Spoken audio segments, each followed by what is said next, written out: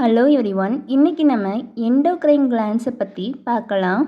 Endocrine கிளாண்டுங்கிறது நிறையா கிளாண்டால் ஆன இணைப்பு. கிளாண்டுனா சுரபிகள். அது ஹார்மோன்ஸை சுரக்கும். ஹார்மோன்ஸ் தான் நம்ம பாடியில் ஏதாவது வேலை நடக்கணும்னா அதுக்கான சிக்னலை ப்ரொடியூஸ் பண்ணும். நம்மளோட பாடியில் நடக்கிற எல்லா வேலைக்கான தூண்டுதலை உருவாக்குறது ஹார்மோன்ஸ் தான். அந்த ஹார்மோன்ஸை செக்ரீட் பண்ணுறது கிளாண்ட்ஸ். அந்த கிளாண்ட்ஸோட நெட்வொர்க் தான் எண்டோக்ரைன் சிஸ்டம். எண்டோக்ரைன் கிளாண்ட்ஸை நம்ம டக்ட்லெஸ் கிளாண்டுன்னு சொல்லுவோம். டக்டுனா குழாய். இந்த கிளாண்ட்ஸ் சுரக்கிற ஹார்மோன்ஸை கொண்டு சேர்க்கறதுக்கு எந்த ஒரு குழாய் மாதிரி அமைப்பு கிடையாது. கிளாண்டில் செக்ரீட் ஆகிற ஹார்மோன்ஸ் எல்லாம் பிளட்டோட கலந்து எந்த பார்ட் ஆஃப் பாடிக்கு தேவைப்படுதோ அங்கே போய் அந்த ஹார்மோன் அடையும். எண்டோக்ரைன் கிளாண்டுங்கிறது ஒரு கிரீக் வேர்டு. எண்டோனா வித்தின், நம்ம பாடிக்குள்ளே. க்ரைன்னா செக்ரீட்டுன்னு அர்த்தம், சுரக்கிறது. ஸோ கிரீக்கில் எண்டோக்ரைன்னா பாடிக்குள்ளே சுரக்கிறது. எண்டோக்ரைன் கிளாண்டு நம்ம பாடிக்குள்ளே நடக்கிற க்ரோத், டெவலப்மெண்ட், அதுக்கப்புறம் நம்ம பாடியோட டெம்பரேச்சரை மெயின்டைன் பண்ணுறதுக்கு ஹெல்ப் பண்ணும். பாடியை பேலன்ஸ்டாக வச்சுக்கிறதுக்கு ஹெல்ப் பண்ணும். நம்மளோட எனர்ஜி லெவலை மெயின்டைன் பண்ணும், உருவாக்கவும் ஹெல்ப் பண்ணும். ரீப்ரொடக்ஷனுக்கு ஹெல்ப் பண்ணும். ஏதாவது தூண்டுதலுக்கு ரெஸ்பான்ஸ் பண்ணுறதுக்கு எண்டோக்ரைன் கிளாண்ட்ஸ் ஹெல்ப் பண்ணும். எண்டோக்ரைன் கிளாண்ட்ஸ் ஹார்மோன்ஸை ப்ரொடியூஸ் பண்ணும், ஸ்டோர் பண்ணும், செக்ரீட் பண்ணும். நிறையா எண்டோக்ரைன் கிளாண்ட் இருக்குது.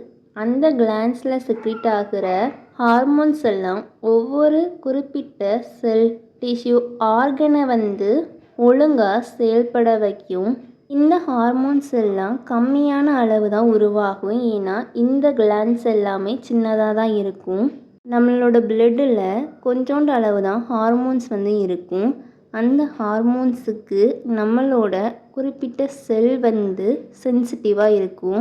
எண்டோக்ரைன் சிஸ்டத்தில் செயல்படுற கிளாண்ட்ஸ் என்னெல்லாம்னா hypothalamus, pituitary gland, parathyroid gland, thymus, pancreas, ovaries and testis இதெல்லாம் எண்டோக்ரைன் கிளாண்ட்ஸ்.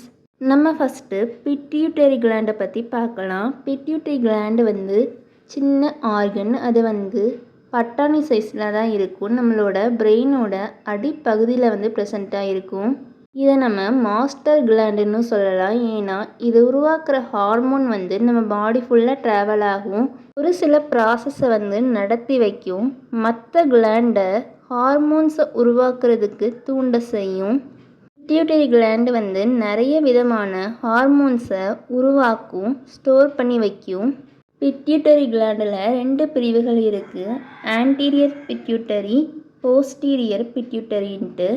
ஆன்டீரியர் பிட்யூட்டரியை நம்ம அடினோ ஹைப்போஃபைசஸ்ன்னு சொல்கிறோம். போஸ்டீரியர் பிட்யூட்டரி நம்ம நியூரோ ஹைப்போஃபைசஸ்ன்னு சொல்கிறோம். ஆன்டீரியர் பிட்யூட்டரி நம்ம வாயை திறந்த ஒரு எம்டி ஸ்பேஸ் வருதில்ல, அதை நம்ம பக்கல் கேவிட்டின்னு சொல்லுவோம்.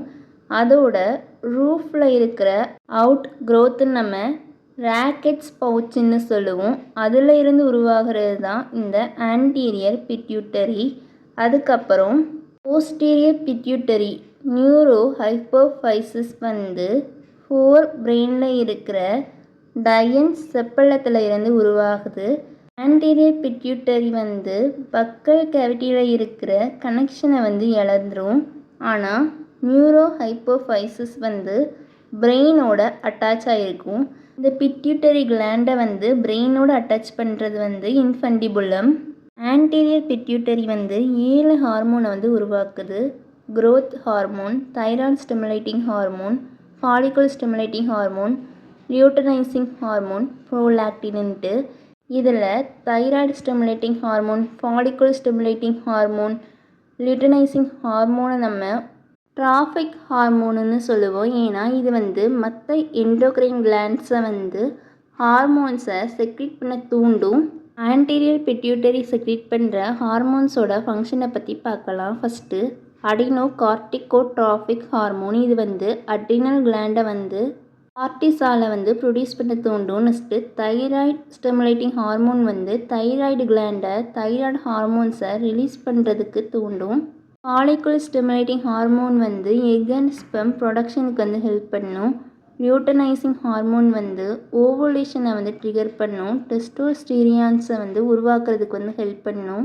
க்ரோத் ஹார்மோன் வந்து க்ரோத்தையும் மெட்டபாலிசத்தையும் பார்த்துக்கிடும். ப்ரோலாக்டின் ஹார்மோன் வந்து மில்கை உருவாக்குறதுக்கு வந்து தூண்டிவிடும். போஸ்டீரியர் பிட்யூட்டரி வந்து ஹார்மோன்ஸை டைரெக்டாக உருவாக்காது. அதுக்கு பதிலாக ஹைப்போதாலமஸில் உருவாகிற ஹார்மோன்ஸை வந்து ஸ்டோர் பண்ணி ரிலீஸ் பண்ணும்.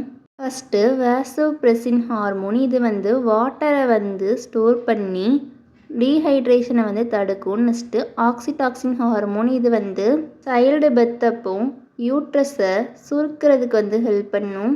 மில்க் ரிலீஸுக்கும் ஹெல்ப் பண்ணும். நெக்ஸ்ட்டு தைராய்டு கிளாண்டு வந்து பட்டர்ஃப்ளை ஷேப்டாக இருக்கும். இது வந்து largest endocrine gland, 20 to 30 grams வந்து இருக்கும். இதுகிட்டையும் 2 பிரிவுகள் இருக்கும். அந்த 2 பிரிவை வந்து இணைக்கிறது இஸ்துமஸ். இந்த தைராய்டு கிளாண்டு வந்து ட்ரக்கியாவுக்கு மேலே லேரிங்ஸுக்கு கீழே வந்து ப்ரெசண்ட் ஆகிருக்கும். தைராய்டு கிளாண்டு கிட்ட சின்ன சின்ன வெசிக்கல் பைகள் வந்து ப்ரெசண்ட் ஆகிருக்கும். அந்த பைகளுக்குள்ள single layer of cuboidal epithelial cells வந்து ப்ரெசண்ட் ஆகிருக்கும். அதுதான் தைராய்டு ஹார்மோனை வந்து செக்ரீட் பண்ணும். வெசிக்கல்னால் பைமாரி அமைப்பு தானே. அந்த பைமாரி அமைப்புக்குள்ளே ஒரு எம்டி ஸ்பேஸ் இருக்கும்ல, அந்த எம்டி ஸ்பேஸுக்குள்ளே வந்து ஜெல்லி மாதிரி கிளைகோப்ரோட்டீன் வந்து ப்ரெசண்ட் ஆகிருக்கும். அதை நம்ம தைரோகுளோபுலின்னு சொல்கிறோம். தைராய்டு கிளாண்டில் 95% தைராக்சின் ஹார்மோன் வந்து செக்ரீட் ஆகும். மீதி 5% வந்து ட்ரைஐடோதைரோனைன். இந்த ஹார்மோன்ஸ் வந்து உருவாகிறதுக்கு அயோடின் வந்து ரொம்ப ரொம்ப முக்கியம். அயோடின் இல்லைன்னா இந்த ஹார்மோன்ஸ் வந்து உருவாகாது. நம்மளோட பிளட்டில் தைராய்டோட அளவு கம்மியாகும்போது பிட்யூட்டரி கிளாண்டு வந்து தைராய்டு ஸ்டிமுலேட்டிங் ஹார்மோனை வந்து உருவாக்கும். அந்த ஹார்மோன் வந்து தைராய்டை வந்து தூண்டும் போது தைராய்டோட சைஸ் வந்து பெருசாகும். பெருசானாலும் அங்கே வந்து தைராய்டு ஹார்மோன்ஸ் வந்து உருவாகாது. ஏன்னா அங்கே அயோடின் இல்லை. தைராய்டு கிளாண்டு பெருசாகிற கண்டிஷனை நம்ம வந்து அயோடின் டெஃபிஷியன்சி காய்டர்னு சொல்கிறோம். டெட்ராஐடோதைரோனைன் T4 ஹார்மோன், ட்ரைஐடோதைரோனைன் T3 ஹார்மோன், இது ரெண்டும் தைராய்டு ஹார்மோன்ஸ். இது வந்து ஃபாலிகுலர் செல்ஸில் இருந்து உருவாகும். இதை மெயின்டைன் பண்ணுறது வந்து தைராய்டு ஸ்டிமுலேட்டிங் ஹார்மோன் பிட்யூட்டரி கிளாண்டில் வந்து செக்ரீட் ஆகிறது. நெக்ஸ்ட்டு கால்சிடாக்சின்னு ஒரு ஹார்மோனும் தைராய்டு கிளாண்டில் இருக்கிற பேராஃபாலிகுலர் செல்ஸ் வந்து உருவாக்கும். இந்த ஹார்மோன் வந்து கால்சியம் லெவலை வந்து மெயின்டைன் பண்ணுறதுக்கு வந்து ஹெல்ப் பண்ணும். நம்மளோட பிளட்டில் வந்து கால்சியம் லெவல் வந்து ரொம்ப அதிகமாகும்போது கால்சிடாக்சின் வந்து செக்ரீட் ஆகும். செக்ரீட் ஆகி கால்சியம் லெவலை வந்து கம்மியாக்கும் நார்மல் வர வரைக்கும். பேராதைராய்டு கிளாண்டு வந்து தைராய்டு கிளாண்டோட அட்டாச் ஆகி இருக்கும். சின்னதாக 2 பர்ஸாக ப்ரெசண்ட்டாக இருக்கும்.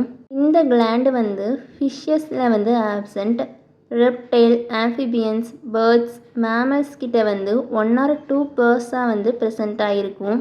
ஹியூமன் பீயிங்ஸ் கிட்ட இருக்கிற பேராதைராய்டு கிளாண்டில் வந்து சீஃப் செல் அண்டு ஆக்சிபிள் செல், இந்த 2 விதமான செல்ஸ் வந்து ப்ரெசண்ட்டாக இருக்கும். பேராதைராய்டு ஹார்மோனை வந்து அதிகமாக செக்ரீட் பண்ணுறது சீஃப் செல்.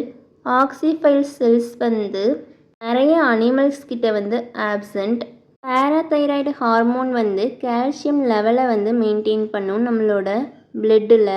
பொதுவாக கிட்னி, போன்ஸ், இன்டெஸ்டைனில் வந்து பேராதைராய்டு ஹார்மோன் வந்து அதோட வேலையை செய்யும். போன்ஸில் ஸ்டோராக இருக்கிற கால்சியத்தை வந்து பேராதைராய்டு ஹார்மோன் வந்து பிளட்டில் ரிலீஸ் பண்ண செய்யும். கிட்னியில் பேராதைராய்டு ஹார்மோன் வந்து அதிகப்படியான கால்சியம் நம்ம பாடியில் இருந்து வெளியில் போகாமல் இருக்க உதவும். விட்டமின் டி உருவாக்கவும் தூண்டும். இன்டெஸ்டைனில் கால்சியம் அளவை வந்து கூட்டும். கூடவே ஃபுட்டோட நியூட்ரிஷனை வந்து உரியறதுக்கு வந்து ஹெல்ப் பண்ணும். Next adrenal gland. இது வந்து நம்மளோட கிட்னிக்கு மேலே ப்ரெசண்ட் ஆகிருக்கும். 25 மில்லிமீட்டர் லென்த்லையும் 6 கிராம் வெயிட்லையும் ப்ரெசண்ட் ஆகிருக்கும். இது வந்து பிரமிட் ஷேப்பில் இருக்கும். அவுட்டர் லேயர் வந்து ரெட்டிஷ் ப்ரௌனாக இருக்கும்.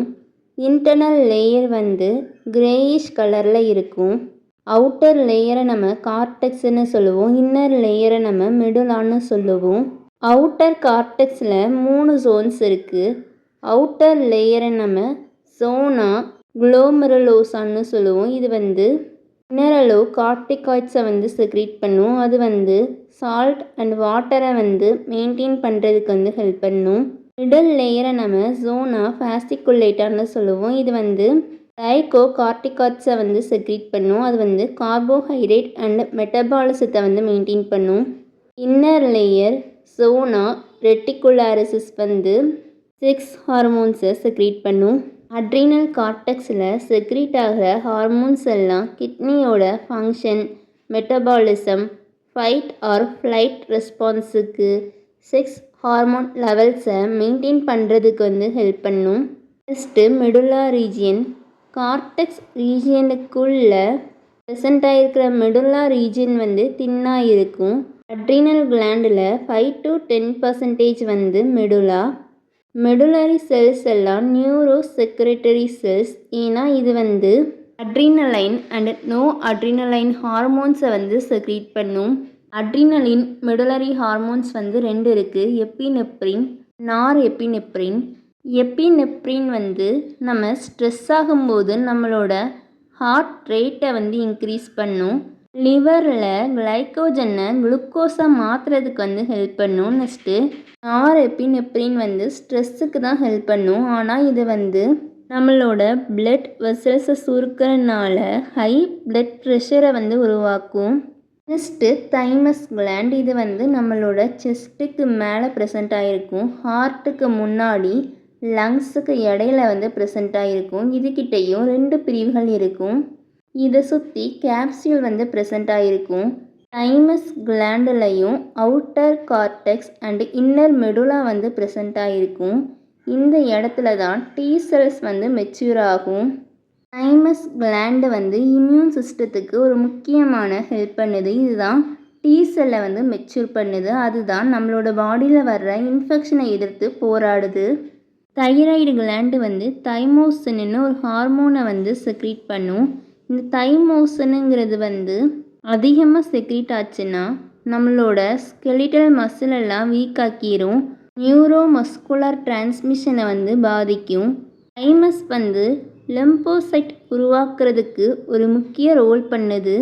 ஆன்டிபயோட்டிக்ஸ் உருவாக்குறதுக்கும் ஹெல்ப் பண்ணுது. லாஸ்ட்டாக islets of Langerhans.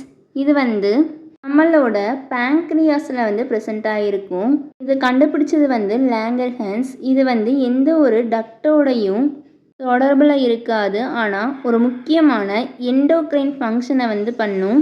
மேமல்ஸில் islets of Langerhans வந்து 4 டைப் ஆஃப் செல்லால் உருவாகிருக்கும். அதை நம்ம A sell, B sell, C sell, D செல்னு சொல்லுவோம். A செல்லை ஆல்ஃபா செல்லுன்னு சொல்லுவோம்.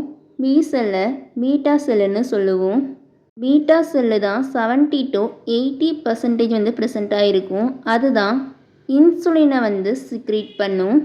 ஐலட்ஸ் ஆஃப் லாங்கர்ஹான்ஸில் இன்சுலின், கிளைக்கோஜன் இந்த 2 மெயின் ஹார்மோன்ஸ் வந்து செக்ரீட் ஆகும். இன்சுலின் வந்து பி செல் வந்து செக்ரீட் பண்ணும். குளுக்கோஜன் வந்து ஆல்ஃபா செல்ஸ் வந்து செக்ரீட் பண்ணும்.